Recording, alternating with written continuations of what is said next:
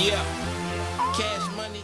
There's been so much media scrutiny of this case for the last 3 years, and probably no one in the media covered it with as much passion or as much controversy as Nancy Grace of HLN. She's with us right now. We're going to go to her in just a second. But first, here's a look back at some of Grace's coverage of the defendant she called Tot Mom. Tot Mom Casey Anthony on trial for the murder of her 2-year-old little girl, Kelly. Tot Mom now going after her brother and father relentlessly. For 31 days, she didn't report her daughter missing. Today, a complete shift in Tot Mom's appearance and demeanor in court, laughing, smiling, joking. You're not going to get a fair verdict every single time you go to a jury. That is the reality. A little girl was murdered. She was thrown to the side of the road like trash and left to rot. Somewhere out there, the devil is dancing tonight. And Nancy Grace is right here, right now. Nancy, we were all watching that verdict yesterday. I was sitting with Dan Abrams up in New York. Our jaws both dropped. What was it? What went through your mind? Well, after watching so many trials, after trying so many cases, prosecuting criminals, I know you take a big risk every time you take a case to trial. Every time you stand up and say what you believe, if you stand for anything, you risk getting mocked, attacked, losing. And that's what happened to the state yesterday. They stood up for something and they lost. Did you feel and now like they're getting you lost? mocked. Did I feel like I lost? Oh, goodness, no. You know, I feel like who lost is Kelly.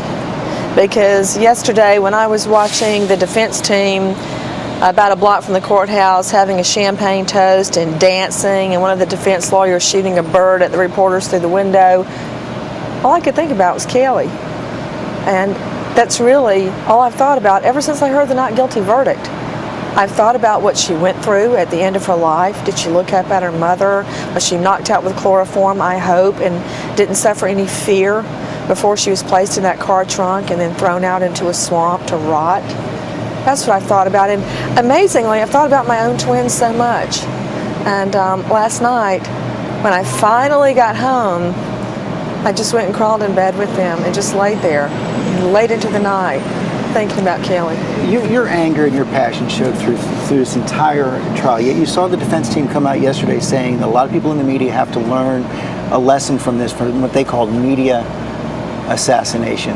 Well, apparently there was no assassination, because Tot Mom is going to walk out of jail probably tomorrow, and she's probably going to get $1 million book deal and maybe $250,000 for licensing fees for photos, and she's going to be living on Easy Street, living the sweet life that she's got tattooed on her back. So I hardly think anybody was assassinated here except for Kelly. So no second thoughts about any of your coverage? George, I told the truth. Am I taking the heat for it? Yeah. Is that going to make me stop looking for missing children and trying to solve unsolved homicides? No.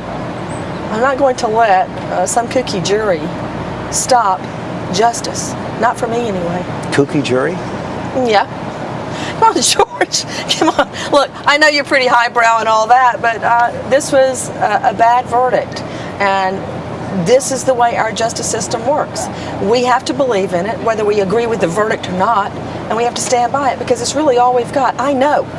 I was there in the courtroom as a crime victim when my fiance was murdered. I know how it feels. I know how the prosecutors feel when you are defeated and you feel like you just can't put one more foot in front of the other.